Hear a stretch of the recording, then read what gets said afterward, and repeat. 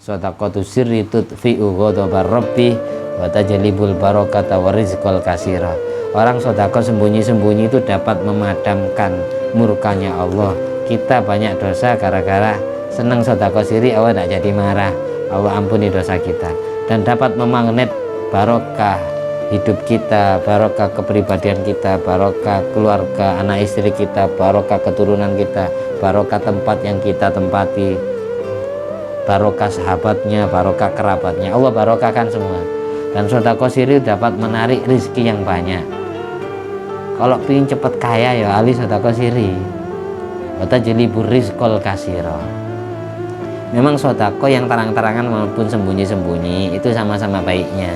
Sebagaimana di Al-Qur'an, in tubadu shadaqati fa ni'mahi wa in tukhfuha wa tu'tuhal fuqara fa huwa khairul lakum.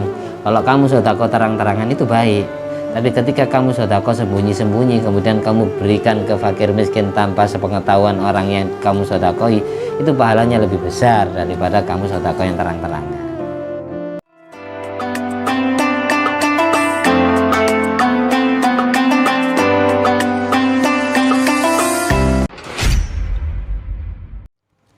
Assalamualaikum warahmatullahi wabarakatuh. Bismillahirrahmanirrahim. Alhamdulillahirabbil alamin alladzi bi ni'mati tatimmus sholihat wa bi dzikri sulahaihi tatanazzalur rahmat wal barakat wassalatu wassalamu ala sayyidi sadat sayyidina maulana Muhammadin qutbil qadat wa ala alihi wa ashabi alan jumiz zahirat amma ba'du. Allahumma sholli ala ruhi sayyidina Muhammadin fil arwah wala jasadi fil ajsad wala qabri fil kubur wa ala alihi wasallim. Rabbi shrah li sadri wa yassir li amri wa hlul 'uqdatam min lisani yafqahu qawli. Rabbi zidni ilma warzuqni fahma. Allahumma iftah alaina futuhal arifin waj'alna khalisatan liwajhikal karim. Allahumma iftah alaina futuhal arifin waj'alna khalisatan liwajhikal karim. Allahumma iftah alaina futuhal arifin waj'alna khalisatan liwajhikal karim. Allahumma rzuqna fahman nabiyyin wa ilhamal malaikatil muqarrabin.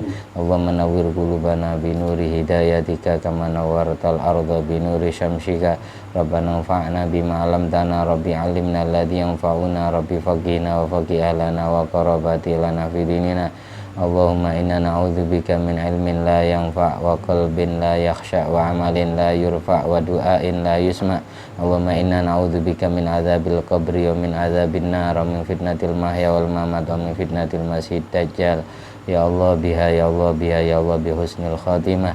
Amin. Allahumma sholli ala sayyidina Muhammadin wa ala sayyidina Muhammad ngadanil judi wal karam bail ilmi wal hilmi wal hikam wa barik wa sallim. Alhamdulillahirabbil alamin.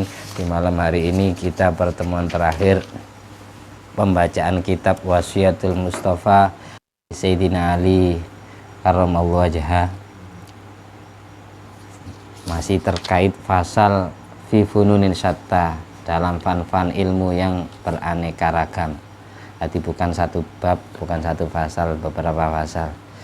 Ini lembaran paling terakhir halaman 20.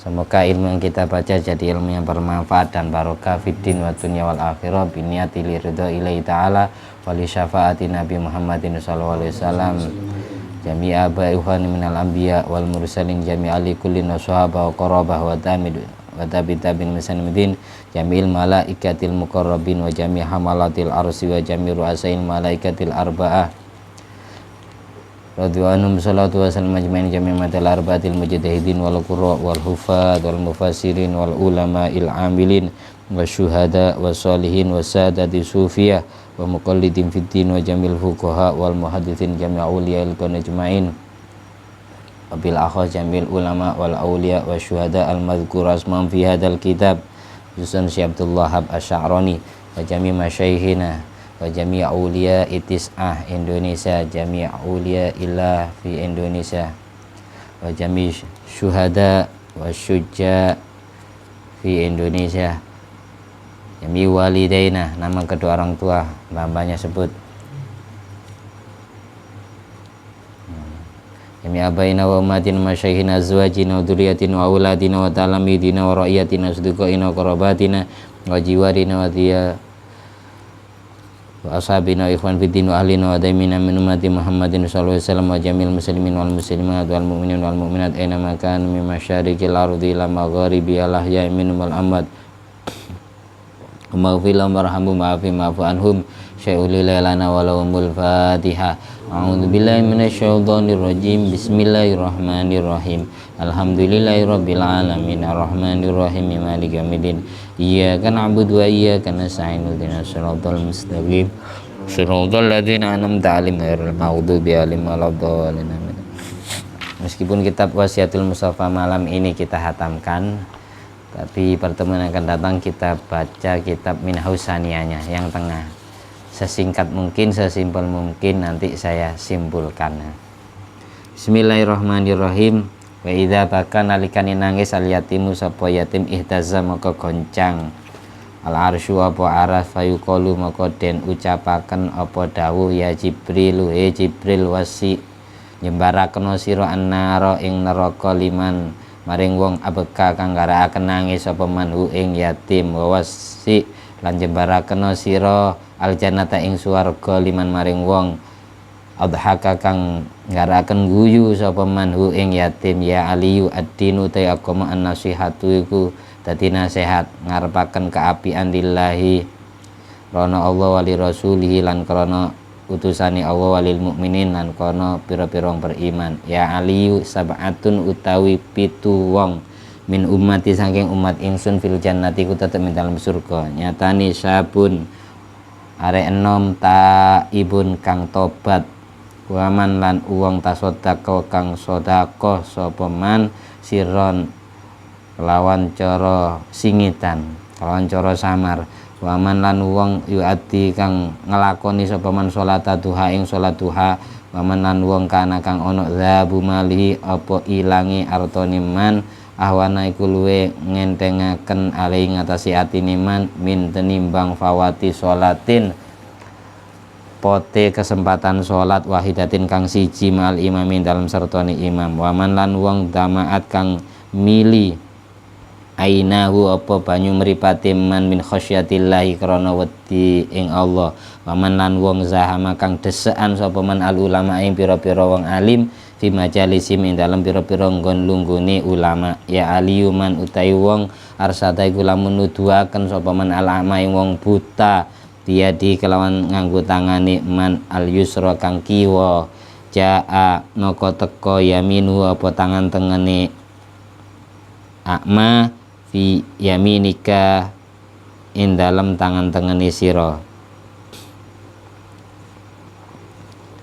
ya ali idza kana nalikane ono al insanu sapa menungso fi sakaratil mauti in dalam sakarat tekani pati fa inna mafasilahu krana satuhune pira-pira ros-rosane al insan tusalimi kuluk salam apa mafasila ala ba'din ing atasi sebagian ros-rosan kang weneh takulu ngucap apa mafasil ing atasi ba'din assalamu utawi keselamatan alika iku mugi tetep ing atasi sira alaiki fa ini karena satune ingsun putu iku wis bakal mati sapa ingsun wakata iku koyo mengkene mafasil ala ba'din asaratu utawi uwan al bayda kang putih uluk salam ala sa'rati ngatasi rambut as-sauda kang ireng ya aliyu ifat jaga sira ngafalaken sira wasiati ing pesen-pesen ingsun kama kaya oleh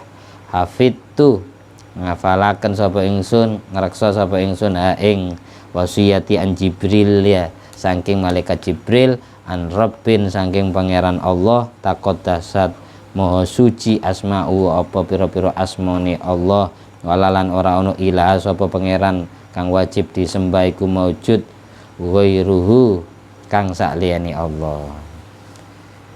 Ini pembahasan macam-macam. Yang pertama kita diberitahu bahwasanya jika ada anak yatim nangis, intinya dinangiskan oleh seseorang, maka arasnya Allah itu goncang. Aras itu tempatnya di Baitul Ma'mur di atas langit lapis 7.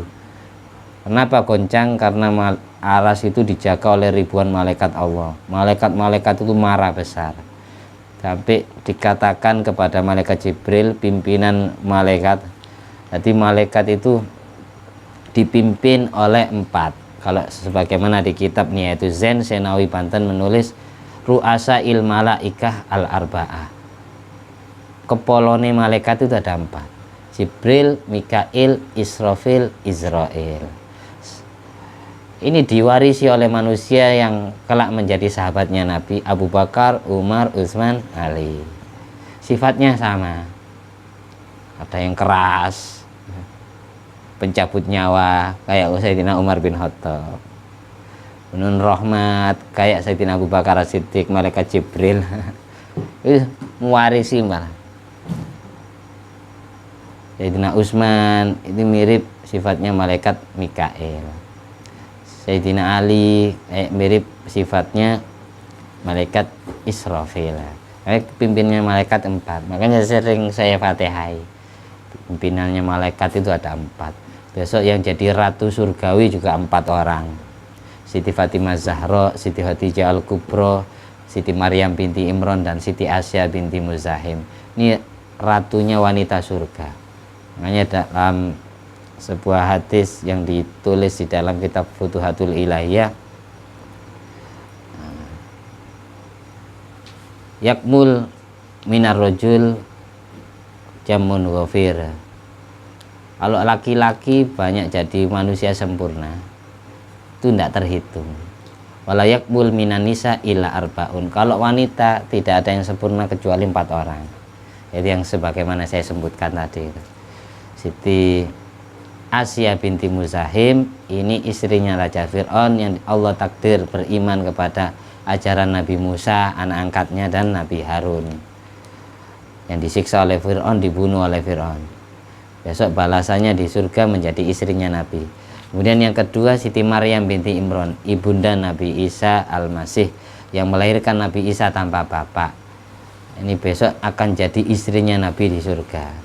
Makanya pada saat Nabi dilahirkan, Allah hadirkan ruhnya Siti Maryam dan Siti Asya yang diiringi huril ain bidadari surga ikut membantu Siti Aminah binti Wahab bersama bidannya yang bernama Siti Syafa', ibunya Sayyidina Abdurrahman bin Auf, bidane Kanjeng Nabi ketika dilahirkan oleh ibunya.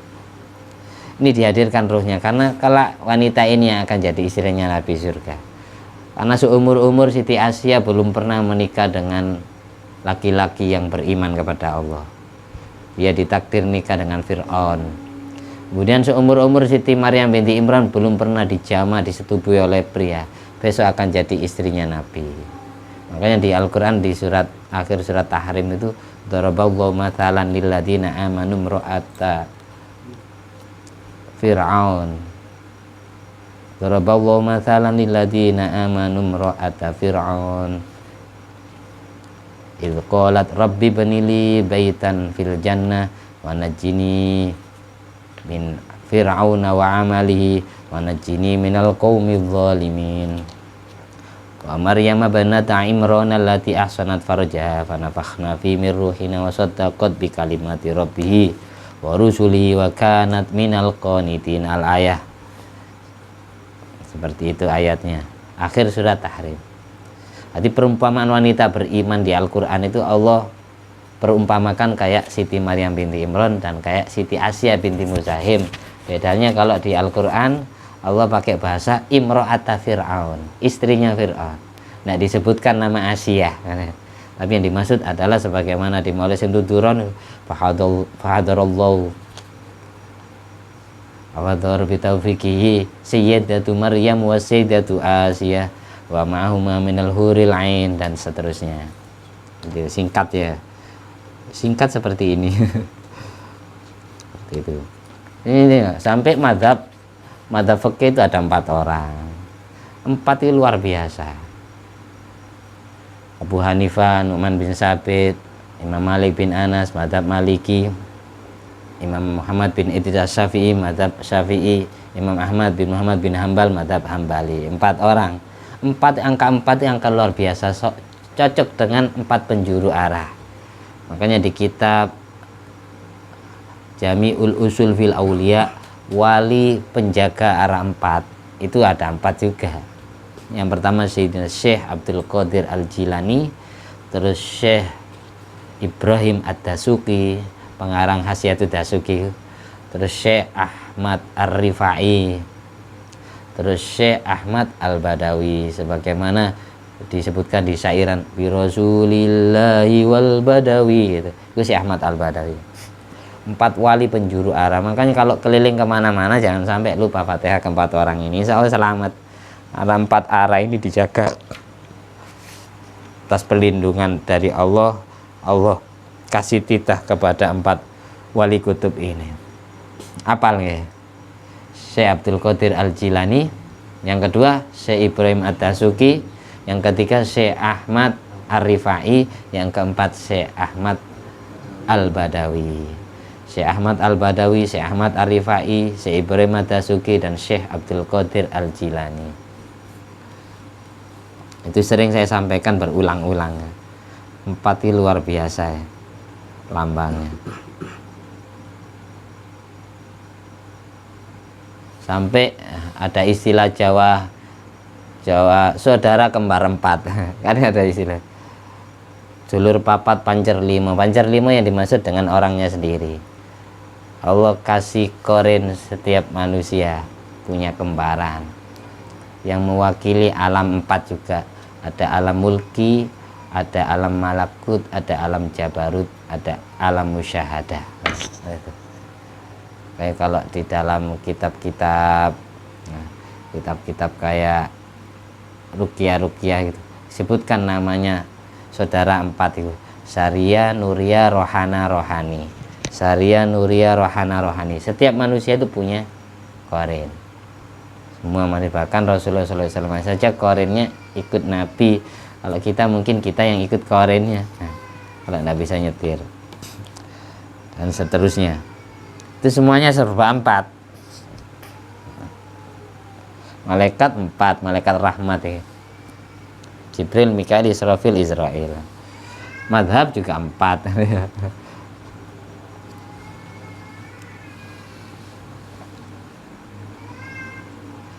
Terus terakhir maksimal orang nikah itu istrinya 4. Sebab 4 semua kan. Bukan ketepatan, memang sengaja digitukan sama Allah kan. Tuh. Nggak boleh lebih.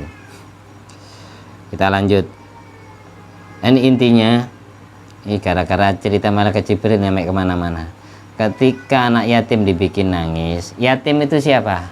Katanya Syekh Ahmad Shawi di dalam kitab Hasyiatus Shawi, al yatim man mata abuh wa yatimu wa yastamiru yatimu ilal bulu fa idza balagha zala yatimu. Yatim adalah anak yang ditinggal mati bapaknya, dan sifat keyatimannya terus-menerus sampai dia menapaki usia akil balik, usia remaja-remaji. Balik kadangkala karena ihtilam mimpi basah, balik kadangkala karena haid datang bulan, balik ada kalanya karena usianya maksimal sudah sempurna 15 tahun. Sudah 15 tahun belum pernah haid ihtilam, tetap dikatakan balik sebab usia. Balik di sini. Belum 15 tapi sudah haid, sudah ihtilam, dia katakan balik bil ihtilam, mimpi basah, balik bil haid sebab haid. Di balik itu ada 3 model. Nah, ada 4 model ajaran sendiri. Balik itu ada 2 macam. Ketika anak yatim sudah balik, maka hilang sifat yatimnya. Jadinya apa? Jatim, Jawa Timur. Bukan yatim. Kalau yang ditinggal mati ibunya istilahnya apa? Mungkotiun. Mungkoti ingkoto yang kotiun kitoan mungkotoan bahwa mungkotiun. Mungkoti itu piatu. Bahasa Arabnya mungkoti itu piatu. Piatu. Kalau yatim piatu, bapak ibunya mati. Istilah Arabnya juga beda. Latim, lam to iya mim, latim itu yatim piatu. Latim ini bisa masuk piatu, bisa masuk yatim. Tapi kalau piatu bukan yatim. Jadi kalau ada santunan anak yatim yang piatu jangan ikut. Atau yang yatim tapi sudah balik ya, sifat yatimnya hilang, haram menerima santunan. Berarti menipu. Sudah balik kok daftar santunan anak yatim. Makanya kita selaku panitia bagi bulan Muharram, panitia santunan anak yatim kalau bisa disiasati, jangan khusus anak yatim, santunan anak yatim dan kaum duafa. Kaum duafa janda masuk, yang piatu masuk, yang yatim piatu masuk, terus yang sudah balik sudah masuk.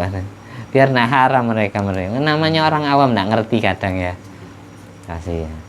Jangan yatim toh, karena ya hadisnya itu man wasa'a alal iyal, memberikan keluasan pada keluarga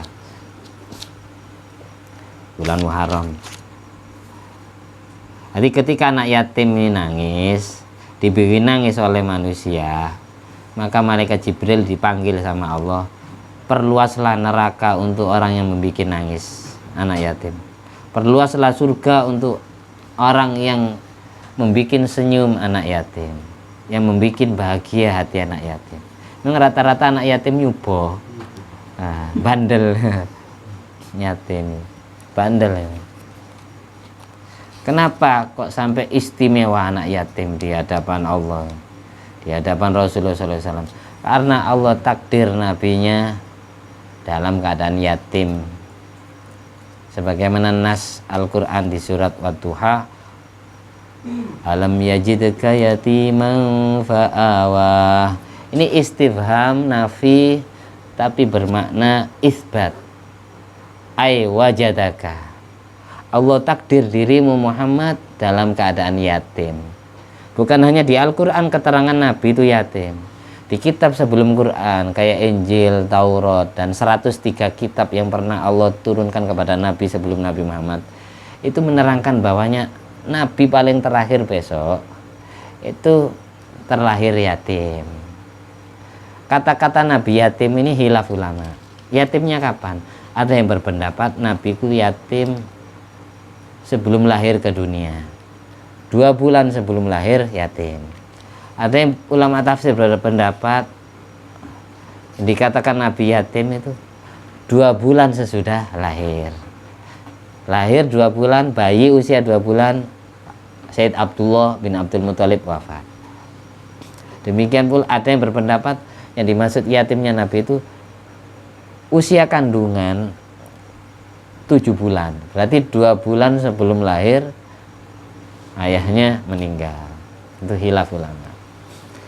Terus kemudian Nabi ditakdir yatim piatu ketika usia beliau 6 tahun, usia anak TK besar sebelum sekolah SD. Siti Aminah binti Wahab meninggal dunia. Kemudian usia 8 tahun kakeknya Sayyid Abdul Muthalib meninggal dunia. Baru dipindah asuh kepada pamannya Abu Thalib.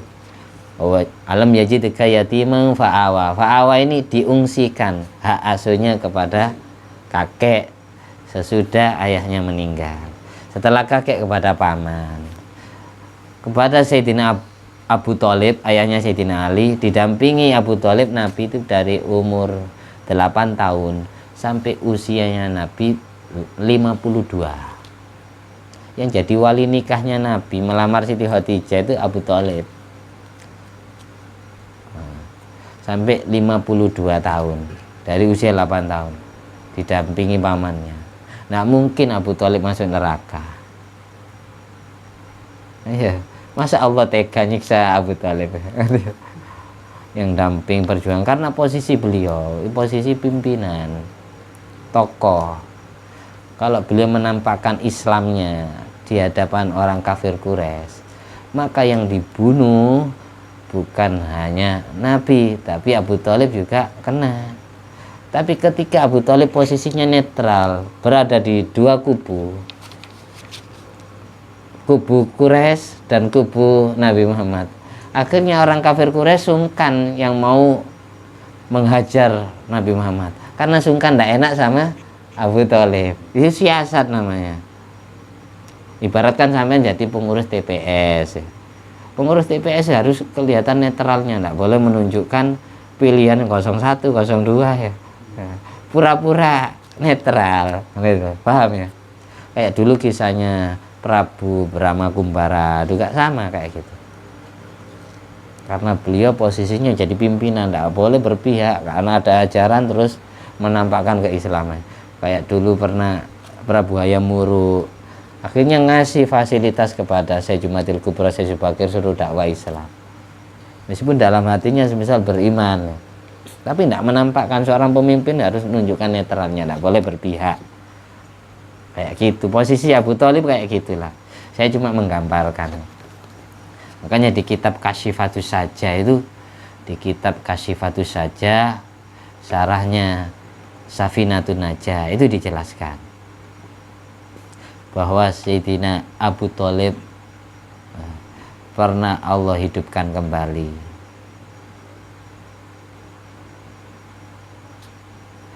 Dan ayahnya Nabi juga pernah Allah hidupkan kembali. Untuk apa ayahnya Nabi, ayah ibunya Nabi dihidupkan kembali?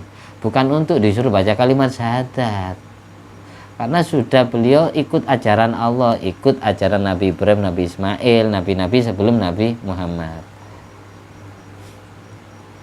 Tapi untuk apa ayah ibu Nabi dihidupkan kembali?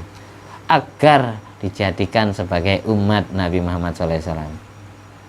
Karena beliau wafat sebelum Rasulullah SAW dilantik menjadi Rasul di usia 40 tahun. Nah, itu maksudnya.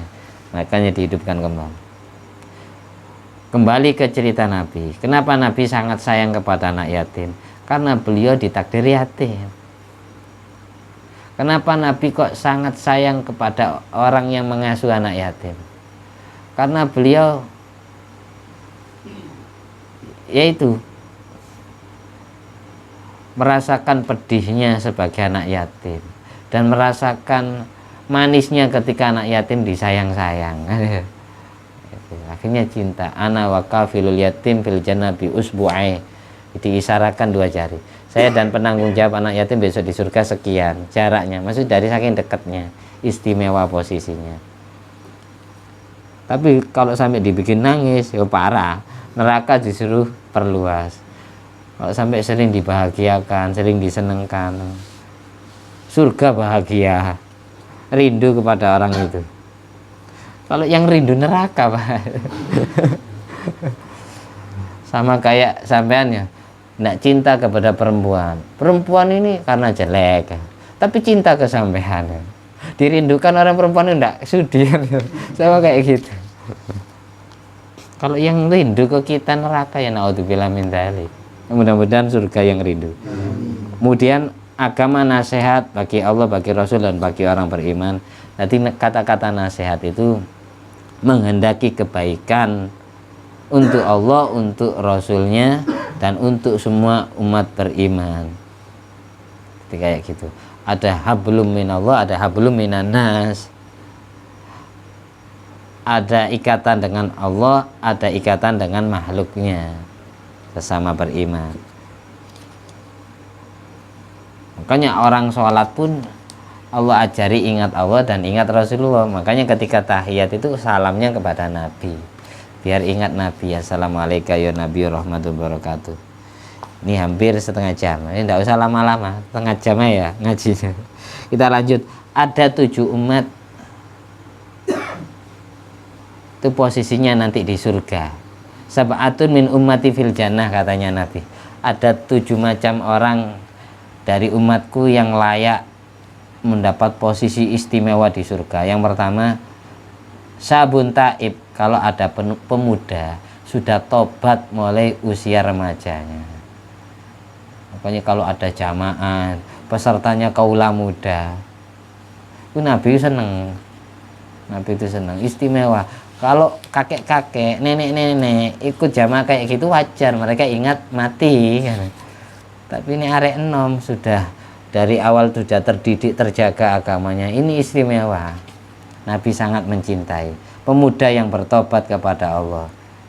Ini dirindukan surga. Yang kedua, waman tasaddaqa sirran, orang yang seneng sodako sembunyi-sembunyi. Bahasa sembunyi berarti ibaratkan peribahasa itu, ketika tangan kanan berbuat baik maka tangan kiri tidak tahu.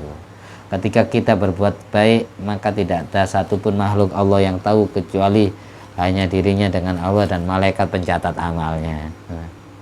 Shadaqatu sirri tudfi'u ghadabar rabbi wa tajlibul barakata wa rizqal kasira. Orang sedekah sembunyi-sembunyi itu dapat memadamkan murkanya Allah. Kita banyak dosa gara-gara senang sedekah siri, Allah tidak jadi marah, Allah ampuni dosa kita. Dan dapat memagnet barokah hidup kita, barokah kepribadian kita, barokah keluarga, anak istri kita, barokah keturunan kita, barokah tempat yang kita tempati, barokah sahabatnya, barokah kerabatnya, Allah barokahkan semua. Dan sedekah siri dapat menarik rizki yang banyak. Kalau ingin cepat kaya ya ahli sedekah siri. Wa tajlibur rizqal kasira. Memang sedekah yang terang-terangan maupun sembunyi-sembunyi itu sama-sama baiknya. Sebagaimana di Al-Qur'an, in tubdu shadaqati fa ni'mahi wa in tukhfuha wa tu'tuhal fuqara fa huwa khairul lakum. Kalau kamu sedekah terang-terangan itu baik, tapi ketika kamu sedekah sembunyi-sembunyi kemudian kamu berikan ke fakir miskin tanpa sepengetahuan orang yang kamu sedekahi, itu pahalanya lebih besar daripada kamu sedekah yang terang-terangan. Itu jelas ya hadisnya, Al-Qur'annya. Makanya kalau di hikam itu idfan wujudaka fi ardil khumul fama nabata mimma lam yudfan layatim munitajuh. Kuburlah eksistensimu, kuburlah jati dirimu dalam bumi kesamaran, dalam bumi penyamaran. Maksudnya kalau berbuat baik jangan ditonjol-tonjolkan semua, ada yang ditampakkan biar dicontoh orang, ada yang disembunyikan. Semua kekasih Allah itu ada ibadah yang terang-terangan karena beliau jadi panutan biar ditiru oleh santrinya, ada ibadah yang sembunyi-sembunyi, tidak ada satupun orang yang tahu kecuali diri beliau dengan Allah. Kuburlah jati dirimu dalam bumi kesamaran, dalam bumi penyamaran. Jadi ibadah itu jangan terang-terangan semua, ada yang sembunyi-sembunyi. Fama nabata mimma lam yudfan layatimmu nitajuh. Karena segala macam tumbuh-tumbuhan yang tumbuh tanpa dikubur itu tidak akan sempurna buahnya. Segala macam aktivitas ibadah yang kau tampakkan tanpa kamu sembunyikan itu tidak akan sempurna pahalanya. Itu maksudnya di hikam. Pernah belajar hikam nih? Pernah dengar itu kata-kata kayak Syekh Ibnu Athaillah As-Sakandari. Jadi kalau pingin ganjaran gede, ibadah itu ada yang sembunyi-sembunyi, ada yang siri, termasuk sedekah. Sedekah siri ini kenapa istimewa? Karena pasti tidak riya, pasti aman dari penyakit riya, ingin dilihat orang, ingin dipuji orang, pasti selamatnya. Nah mungkin ya ada pamrih.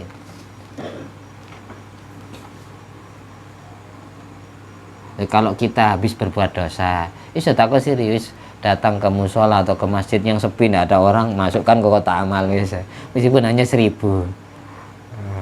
Kalau bisa dinadarkan biar jadi sedekah wajib, biar kualitasnya kayak zakat fitrah, kayak zakat mal.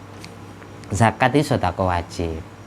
Berarti jangan niat sedekah sunat, dinadarkan dulu. Jadi sebelum memberikan, sampean ngomong gini, walillahi aliyan atas sedekah bihada. Saya punya kewajiban Allah untuk mensedekahkan ini. Sampean megang uang semisal 5.000. Saya bernadar punya kewajiban kepada Allah untuk sedekah uang ini. Lalu kamu masukkan ke kotak amal, kamu niat dalam hati, saya niat bersedekah yang sudah saya nadarkan fardu karena Allah Ta'ala. Jadi ini kayak zakat fitrah kualitasnya, kayak sedekah wajib, kayak zakat mal. Karena apa? Maksiat kita ini haram.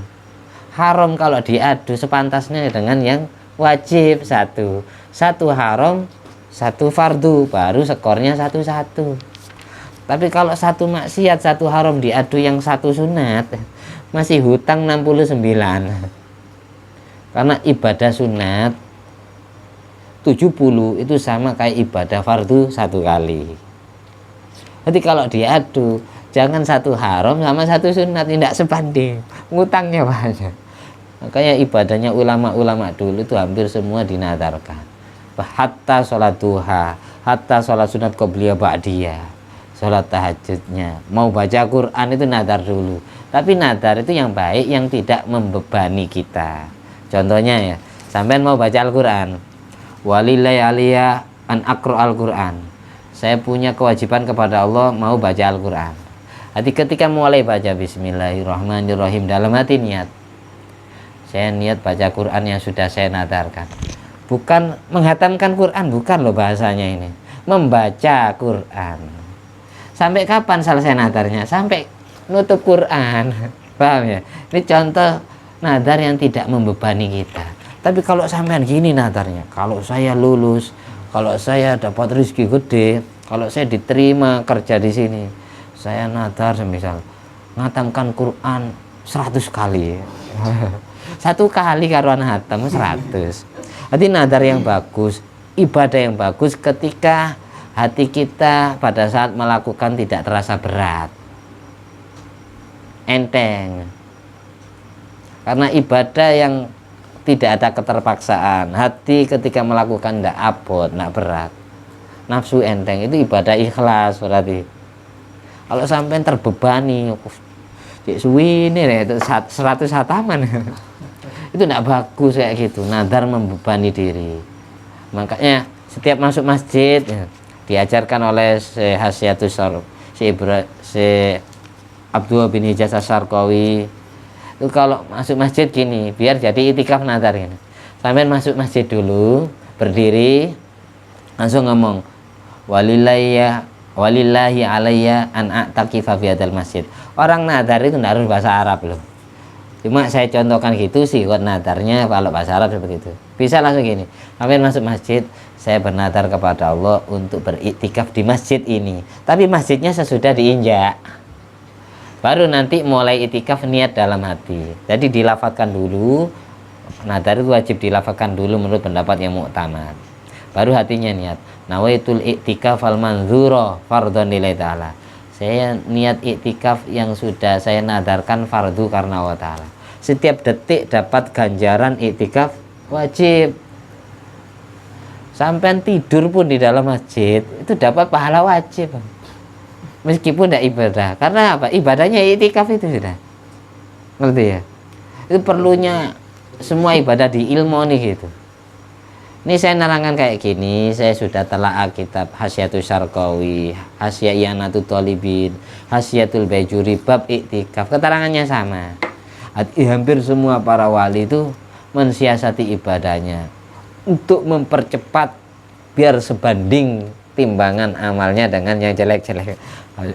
Kalau sampai diadunya dengan yang sunat masih lama, capek sampai mengerjakan sunat 70 kali dengan bandingan gitu. Jadi kalau nadar jangan memperepotkan, yang enteng-enteng, yang global jangan ditentukan. Contohnya yang mempersulit ini, sampai nadar saya iktikaf di masjid 1 minggu, mempersulit itu, membebani.